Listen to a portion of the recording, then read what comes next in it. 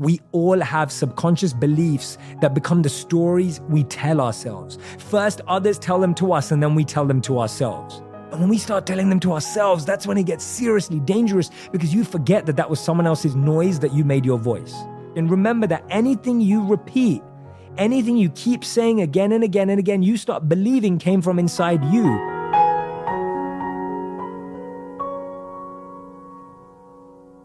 Hello everyone, welcome back to On Purpose. My name's Jay Shetty and I've got a question for you. Now the question, I want you to take it seriously. It's a serious question. There's a message and a reason behind it. The question is, do you have a family? Raise your hands, nod your heads. Whatever you're doing right now, you want to leave a tick on that box if you're taking notes. If you are taking notes, now's a good time to get started. If you're not, make sure you come back and take notes from this point. This podcast is somewhere where I want to go really deep. But answer that question, yes or no. Do you have a family? Now, I'm guessing the majority of you said yes, but there may be a few of you who said no. And if you did say no, I want to welcome you to the On Purpose family. We all have a family. You have a family at work. You have a family with your friends. There are so many different types of families that we're a part of. And how many of you have challenges or issues with your family? How many of you have arguments with your mother or your father? How many of you have disagreements with your brother or your sister? How many of you go through tough times with people in your family? Now, whether that may be their habits or their idiosyncrasies or their irritating way that they wake up or the noise that they make when they cook or the way they sing in the shower, whatever it may be that causes it, those are all quite surface level things. But today I want to dive deeper into this principle and this point that I wanted to speak about today, which is the 5 steps to breaking generational curses and reaching your true potential. Now, some of you may be listening and you may be thinking, I've heard about generational curses before, and that's all about demons and angels, and there's a whole thing there. But I want to define what I mean by generational curse as I talk about it in this episode. A generational curse, trend, or pattern is a belief, mindset, or negative quality that gets passed on from generation to generation, right? This could include anything from your attitude towards marriage or divorce, your attitude towards weight issues, your negative thoughts, financial struggles that you see as patterns that keep happening again and again and again, poor relationships, and it could be your thoughts towards education or further education. So this could be anything from like, I don't think degrees are important, all the way through to my family's always not had a lot, or all the way through to my family and I believe that this, right? We all have so many different things that come across, and often these are unconscious and they're passive. It's not something we learn through our parents or families or teachers by them verbally explaining or articulating. It's not like we went to a class and our parents sat us down and they were the teacher and they put on the whiteboard, here is your generational curse. It's not like they wrote it out and said, step 1 of following your generational curse is this. These were things that we adopted by watching their behavior. It's things we watched and observed in their dealings and interactions. It's things we picked up along the way of life. It was the messages that kept being repeated in our home. It's the messages that kept being repeated by our teachers. It's the messages that kept being repeated by ourselves to ourselves because of the scenarios and situations we were in without filtering, without checking, without really being aware where they were coming from. And things like this that we perceive growing up normally become our normality and expectations. It's a vision. It's like almost like, let's say your parents gave you a pair of sunglasses that had a red tint on it. Now the whole world looks red. When you wear them out, that's how you see the world. And you see that as your reality. But someone else, they're wearing their green set of glasses. Now, when they go out, all they see is a green reality. Notice neither of them are reality. They're just the glasses that they were given. And now that's the lens through which you see your reality. And when these develop further and they get negative, they become what we call generational curses. Curses or messages or notions that are passed down generation after generation after generation. And what do? And that's maybe what you're wondering. Why do I need to break a generational curse? Maybe I learned a bunch of great things. Well, these generational curses, they can actually limit our potential. they can block us from taking action. They can block us from taking risks. They can block us from making a change in our lives because we believe a certain thing. We have value for a certain thing. So if none of your family has ever moved out of the town you grew up in because it was perceived that you may not make it, then you believe, oh my God, I can't move out of this town. None of the people in my family have ever moved out of this town. Or, oh my God, like none of my family ever had more than just enough money. So actually, if I want more money, it's probably not in my karma. It's probably not in my quota. It's probably not possible for me. So these things can actually become a block for us. They make us believe things are the way they are and will never get better because that is the way things happen in our family, right? That's just the way they are. Now, I'll give you an example. Have you ever mirrored a behavior from your parents? Maybe it's a behavior you don't like. Whether it's making someone feel guilty, playing that guilt trip, or never wanting to say sorry. How many times do you see yourself mirror the behavior of your parents in your relationships? Or let me ask you another question. Do you have a long-standing belief that men or women will always let you down, but you don't know where it comes from? You always think, he's just going to leave. Like, he's just going to go away. Like, or, she just wants me for my money. Like, she just wants me because I have stuff. And maybe you heard those messages growing up. Or how many of you feel you're destined to be broke and never financially safe, and you have the worst luck? How many of you have that one, right? The worst luck. Like, oh my God, my luck is so down right now. I don't have things like, I was the one to always lose when I was growing up. Like all of these things that we say to ourselves. And it could even be things like, a drinking problem in the family. It could be drugs. It could be addiction. It's like, oh, all my family's always been this way. How many times have you ever said that? Like, we're all this way. It's always been like this. That's just the way he or she is. And that's why our family is the way they are. Now, the good news is, and I want to share the good news with you because it's so important to know that all of these can be broken. And the best thing is you can be the person to break them. And guess what? When you break a generational curse, that gives everyone who are the future generations in your family to have permission to be themselves, to reach their potential, to grow into the people that they are, regardless of the barriers, the blocks, the doubts, the setbacks, the holdbacks, the whatever backs they are, right? It's like, how do we break that barrier? That's something you can do, not just for yourself, but that is where we want to start. We want to start with yourself, but not just for yourself. You can actually do that for everyone in your family moving forward. Here's a quote from Gandhi that's framed on my wall. Live as if you were to die tomorrow. Learn as if you were to live forever. If you're not learning today, you're wasting your time and potential. I want you to strive to be greater.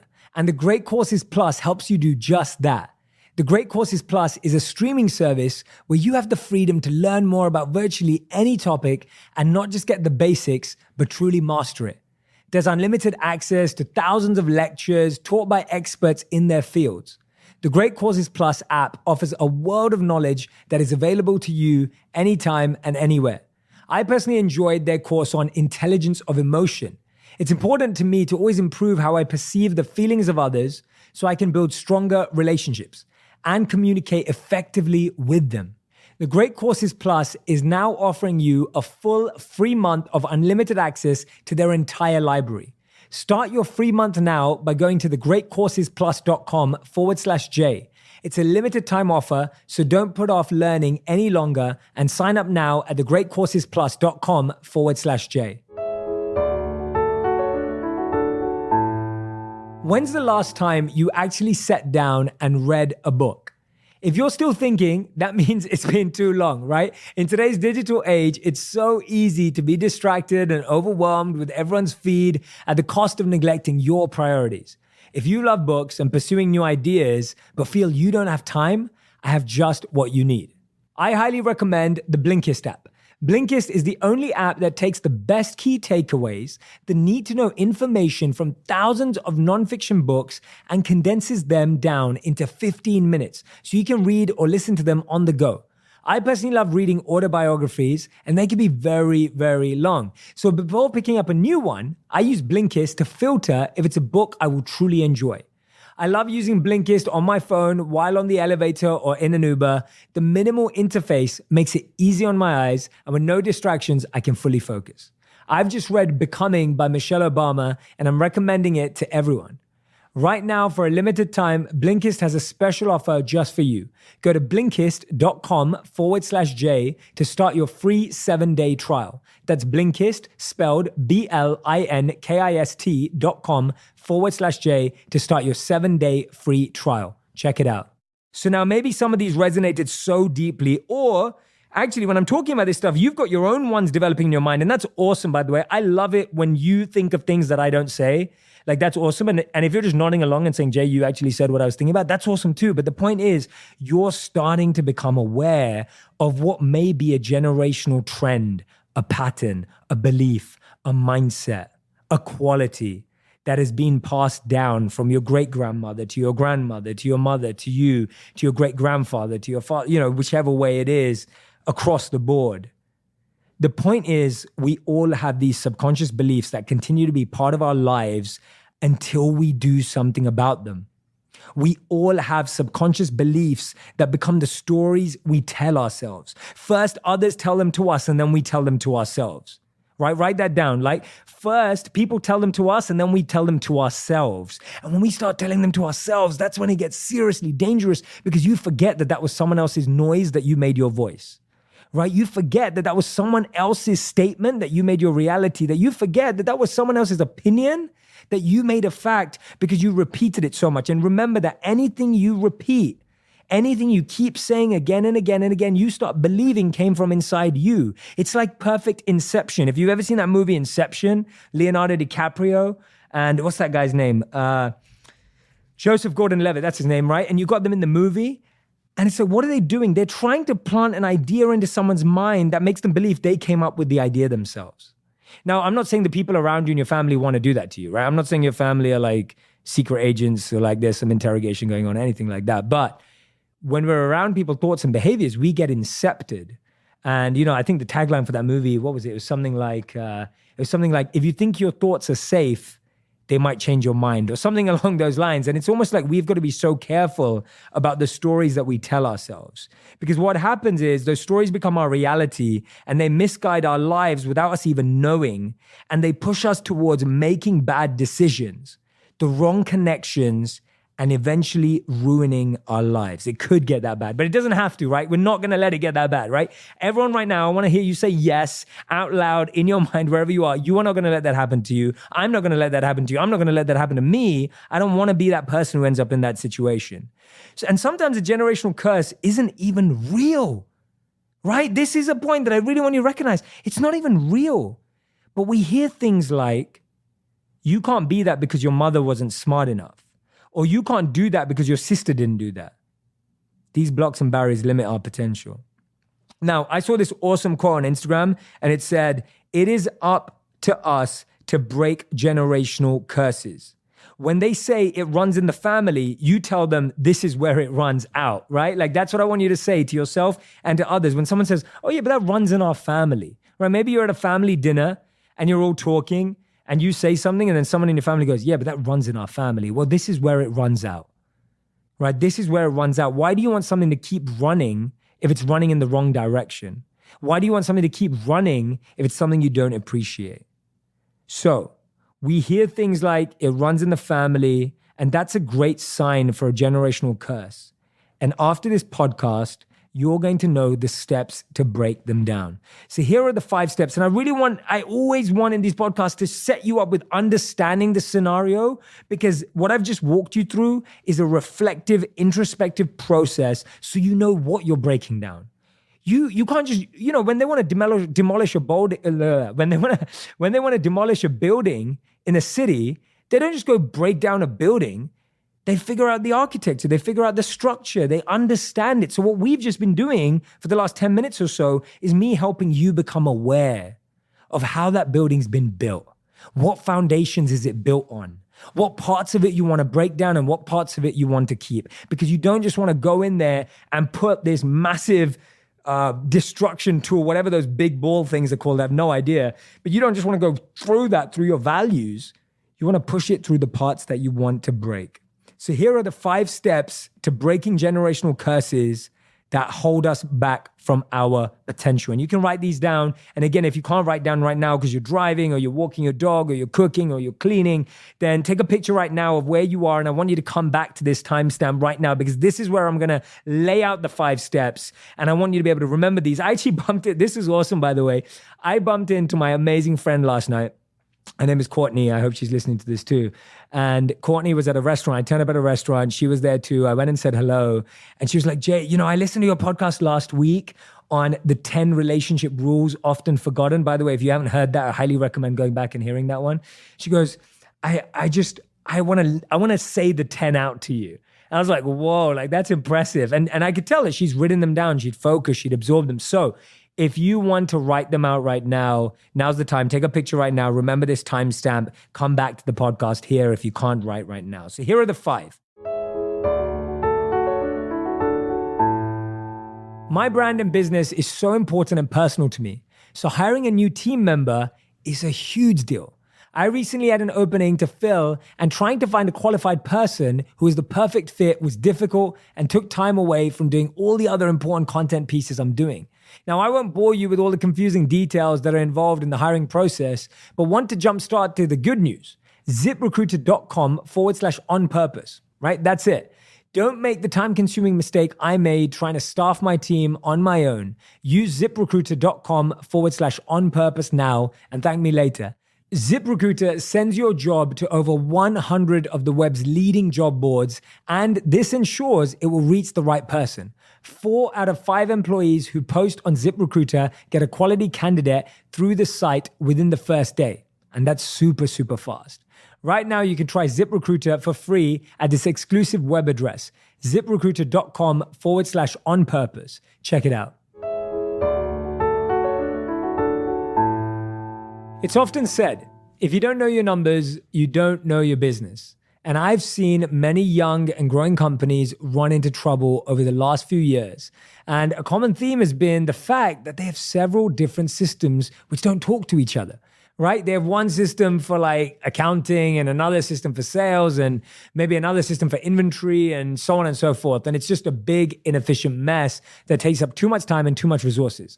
And this platform will allow you to optimize processes, drive operational excellence, sell across more channels, and much, much more. Right? We just started to use NetSuite by Oracle. It's a #1 cloud-based business management software that handles every aspect of your business in an easy-to-use cloud platform, giving you the visibility and control you need in order to grow, which matters to you the most. Now, with NetSuite, you save time, money, and unneeded headaches by managing sales, finance, accounting, orders, HR, all of them instantly from your desktop or your phone. That's really why NetSuite is the world's #1 cloud business system. And right now, NetSuite is offering you valuable insights with a free guide, 7 key strategies to grow your profits at netsuite.com/J. That's netsuite.com/J to download your free guide on 7 key strategies to grow your profits. Go check them out right now. So this is number 1. And I've kind of explained this, but I'm just going to dive into it with a bit more depth. Point number 1 is you need to recognize the trend. Recognize that pattern. The first thing we need to do is reflect and introspect. These generational curses are often beneath the surface. They're not the ones you're going to see straight out. They're not easy to spot. They're the ones hidden in the roots, hidden in the dirt, hidden in the foundations of the building. And that's why the first thing we need to do is reflect. Like, you might be listening to this right now, and I know I've been like this in the past, so this is me just reflecting myself. But we may even think, I don't even have any of those. Like, my family's great, right? Like, my family's amazing. Like, I have none of those. And then we realize that our curse is that we think we have no issues, right? Like, that's the generational curse that we pass down. Like, how many times have you ever seen your family behave like we have no issues, but everyone's dealing with something underneath, right? Everyone's dealing with their own personal thing at the dinner table, but no one talks about it. And then you realize that the generational issue is we don't have any issues. And when you articulate it that way, you now can spot that pattern, right? You can hear it. You can remember that. So now whenever I hear myself say to myself, hey, I've got no issues, I've got nothing wrong with me, I know that that could be the curse, right? So that now I'm becoming more aware. I'm hyper aware to that now, so that I don't just let that belief and thought take over me. So I want you to first become aware and recognize, right? You could come from a generation where everything was swept under the carpet and not truly dealt with. And you can change that. The key is to introspect and reflect, but this is the point. And this is the one I want you to write out. You have to reflect and introspect, but without judgment. You can't then get lost in the complaining circle of like, oh yeah, my mom messed me up, my dad messed me up, this happened. Like, you don't want to get lost in that judgment of like, oh yeah, my family's so negative. Because if you get lost in that judgment, you're just reiterating the same generational curse. So you have to write that down without judgment. You can reflect and introspect without judgment. And this is not someone's fault. It happens because not everyone had the opportunity or luxury to heal. It happens because not everyone had the time and energy to reflect because they were too busy trying to do everything else and put food on the table and make money for the family, right? But we can and we will, right? We won't make any excuses. We'll make this happen. So recognizing the trend means looking for repeated words and phrases you say, or looking for repeated words and phrases you hear from people around you.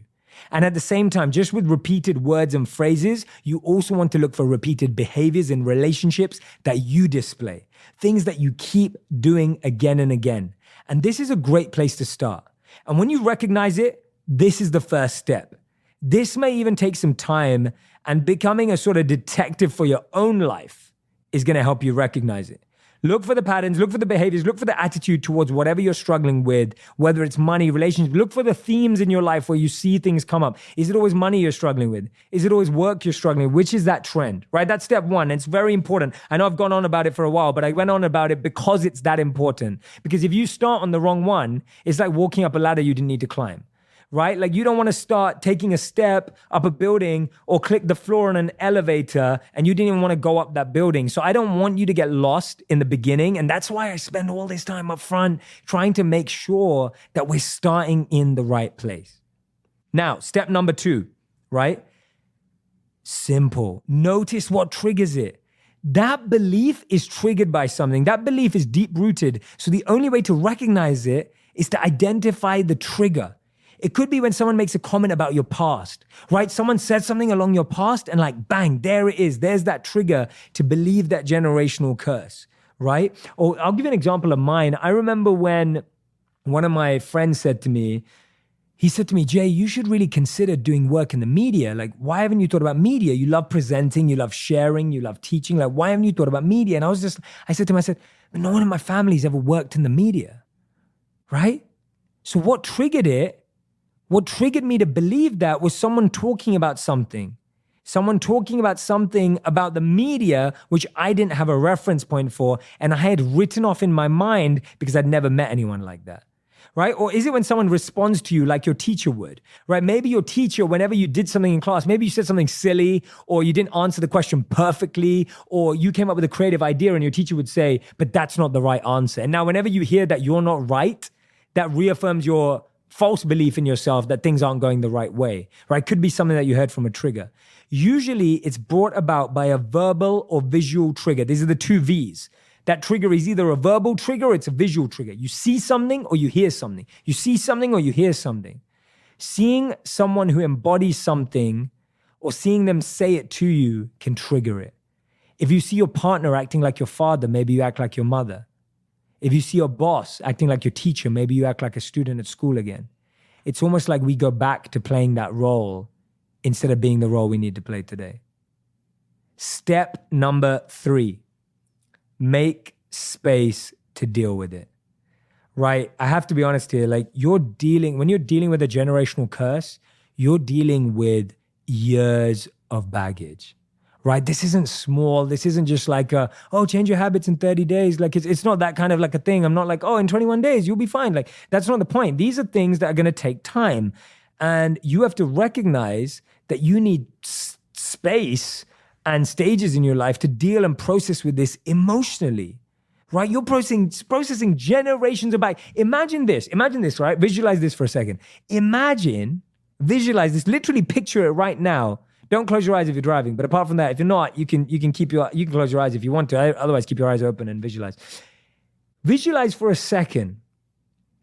Imagine your great-grandfather packed a bag. And then your grandfather put more stuff in that bag. And then your father put more stuff in that bag. And this bag's been locked up in this loft of yours for years and years and years, but it kept getting added to. And finally, you went up into the loft and you were like, I need to get rid of that bag, but that bag is heavy, right? You pull that bag and you can't even lift it. And you're like, how do I get this down from the loft? Or how do I get this up from the basement? It's been trapped there for so long. You're pulling this bag and you're like, okay, well, I can't get rid of it like that. I'm going to have to empty it. That's what it's like with the generational curse. It's like, you don't just get rid of it. You don't just throw it out. You have to empty it. You have to make space. So what do? You try and open it. Now you can't find the code, right? You can't find the lock. You don't know what the lock number is. You don't know what the number is that your father came up with. You're trying to figure it out. Like, what was it that was on my father's mind when he came up with this generational curse? What was it? What was the lock? What was the code? You're figuring out the code. You play around with it. You finally find it. You flip the bag open and you're like, whoa, there is a lot of dust in here. There is so much in here that I have to unpack. And now you're unpacking it. That's what you're doing when you're unpacking a generational curse. But it's so powerful because otherwise you're pulling that bag with you around for life. And none of us want to do that. Why do you want to do that to yourself? Why do you want to climb up a mountain with the heaviest bag on your back when you could just unpack the bag and then walk? Why do you want to take that bag into your relationship and then bring that bag and have to unpack it with the person with you? Right? Why do you want to make someone else unpack your bags when you can do it? So we have to make space to deal with it, right? It's like unpacking your bags after the longest trip. If you ever come back from vacation or a holiday and you unpack your bags, it's not that fun. That's fine.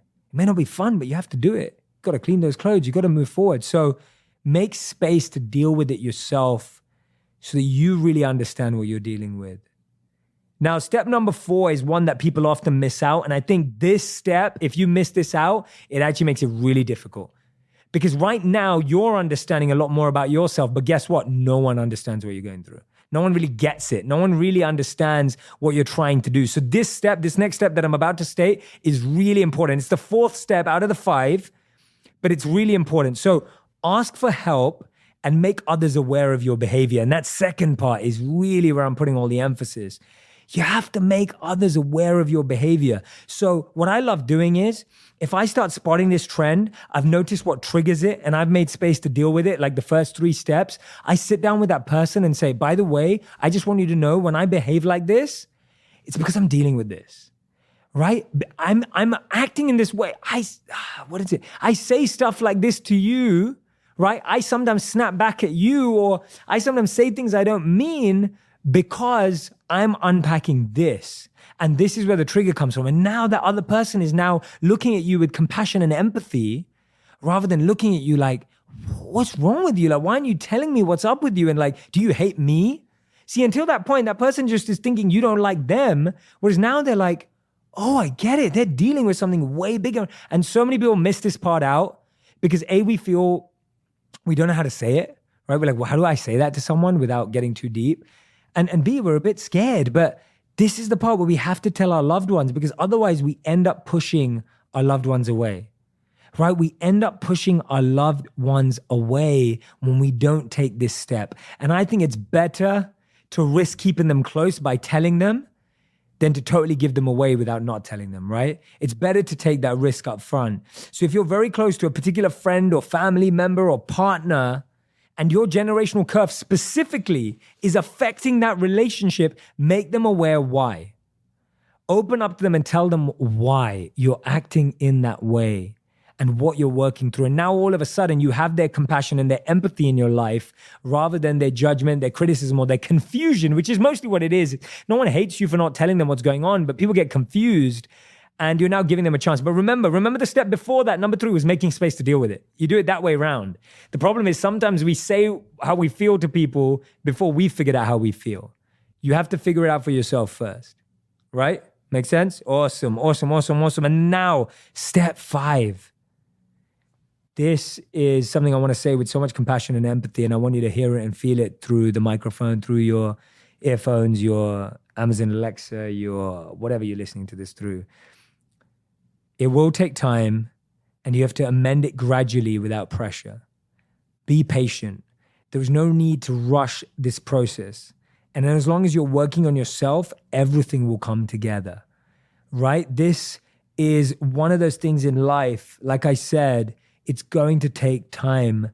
But the fact that you're taking a step towards it is all you need to do right now, right? Even if this week, all you do is recognize the trend, even if all you do this year is recognize the trend, step one, if that's all you do, that's a huge step forward, because guess what? No one before you's done that, right? No one else did that first step, or maybe they did that first step, but they didn't do it strongly enough and they didn't take action on it. Whereas you've got the opportunity now.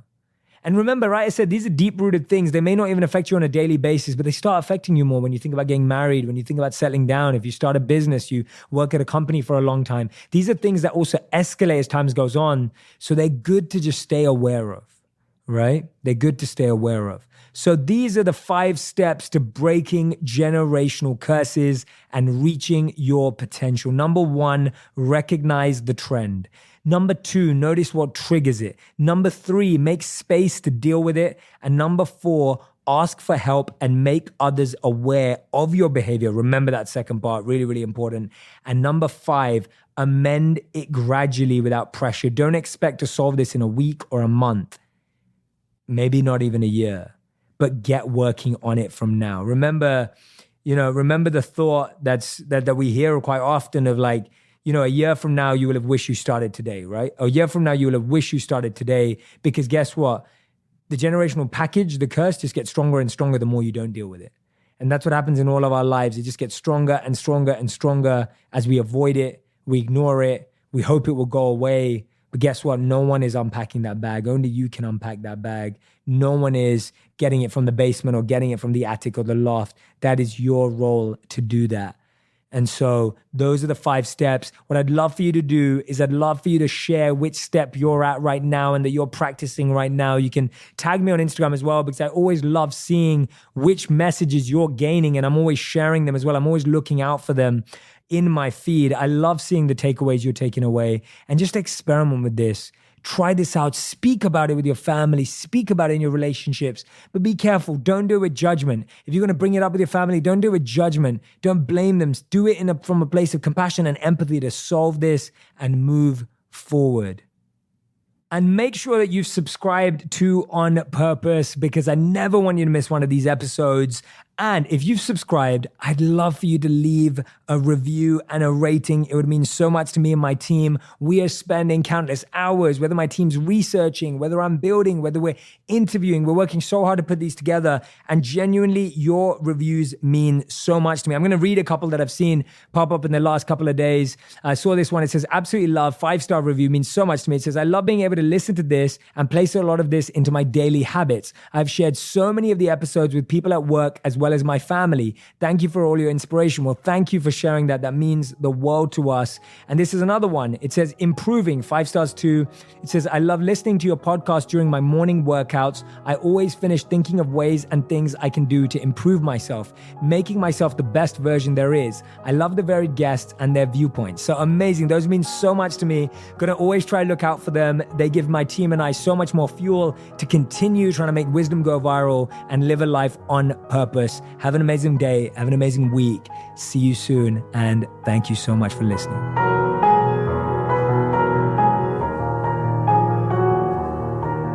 Thank you so much for listening through to the end of that episode. I hope you're going to share this all across social media. Let people know that you're subscribed to On Purpose. Let me know. Post it. Tell me what a difference it's making in your life. I would love to see your thoughts. I can't wait for this incredibly conscious community we're creating of purposeful people. You're now a part of the tribe, a part of the squad. Thank you for being here. I can't wait to share the next episode with you.